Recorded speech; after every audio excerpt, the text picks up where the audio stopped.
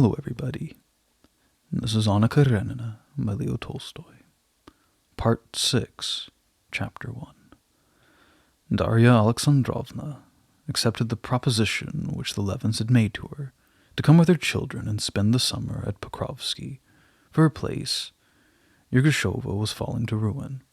Stepan Arkadyevitch, who was himself detained by business at Moscow, heartily approved of this arrangement and expressed much regret that he could come to them only for a day or two. Besides the Oblonskys and their troop of children, the Levins had with them their old princess, who considered her presence near her daughter at this particular time indispensable. They also had Varenka, Kitty's Soden friend, and Sergei Ivanovitch, who, alone among this host at Pokrovsky, represented a Levin the side of the family, and even he was but partly a Levin. Konstantin, though strongly attached to all those who lived beneath his roof, discovered within himself a slight longing for his old ways, which proved that the Sherbatsky element, as he called it, was somewhat overpowering. The old house, so long deserted and now scarcely an unoccupied room. Each day, before seating himself at the table, the princess would count the guests, to make sure that there were not 13, while Kitty, like an excellent housekeeper, devoted herself to providing chickens and ducks for the satisfaction of the various appetites of young and old, made keen by the country air.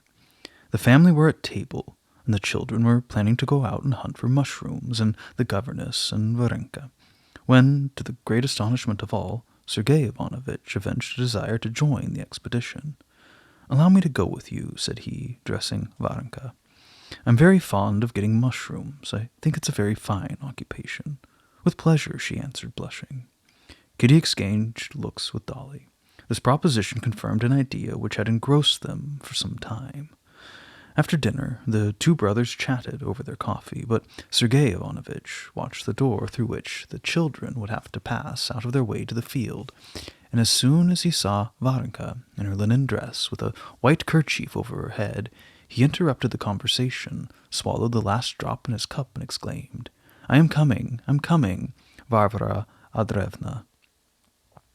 "What do you think of my Varenka? Is she not charming?" said Kitty to her husband, loud enough to be heard by Sergei Ivanovitch. "And how lovely she is! Perfectly lovely." "You constantly forget your condition, Kitty. You ought not to shout so," interrupted the princess, coming hastily through the way. On hearing Kitty's voice and her mother's reproof, Varenka quickly retraced her steps. Her face was animated, blushing, disturbed, because she felt that she was something unusual going on. Kitty kissed her, mentally bestowed a benediction. "I shall be very glad if a certain thing comes to pass," she said to her in a whisper. "Are you coming with us?" asked the young girl of Levin, to hide her embarrassment. "Yes, as far as the barns. I have some new carts to examine. And you? Where shall I find you?" he asked his wife. "Upon the terrace."